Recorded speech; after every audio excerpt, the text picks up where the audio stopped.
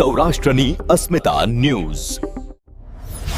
રાજકોટ જિલ્લાના ધોરાજી તાલુકાના સુપેડી ગામમાં આવેલા ઐતિહાસિક મુરલી મનોહર મંદિરના સંચાલન અંગે વિવાદ વકર્યો છે। આ વિવાદને પગલે સમગ્ર ગ્રામજનોમાં રોષ જોવા મળી રહ્યો છે।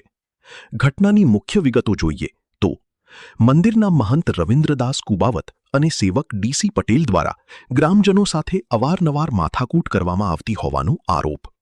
ગ્રામજનોએ આક્ષેપ કર્યો છે કે તેમને મંદિરમાં દર્શન કરતા અટકાવવામાં આવે છે, જેનાથી ભક્તોની લાગણી દુભાઈ છે। વિરોધ પ્રદર્શિત કરવા માટે સુપેડી ગામના બજારો આજે સંપૂર્ણપણે બંધ રહ્યા હતા। જો મહંત અને સેવકને હટાવવામાં નહીં આવે તો આગામી તાલુકા અને જિલ્લા પંચાયતની ચૂંટણીનો બહિષ્કાર કરવાની ગ્રામજનોએ ચેતવણી આપી છે। ગ્રામજનોની માંગ છે કે મંદિરનું વહીવટી સંચાલન ગુજરાત સરકાર હસ્તક લેવામાં આવે।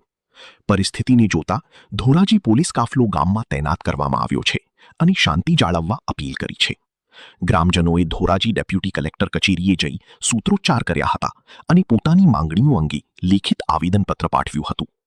હાલ ગામમાં પરિસ્થિતિ તણાવપૂર્ણ હોવા છતાં અંકુશ હેઠળ છે। વહીવટી તંત્ર દ્વારા મામલાનો ઉકેલ લાવવા પ્રયાસો શરૂ કરવામાં આવ્યા છે।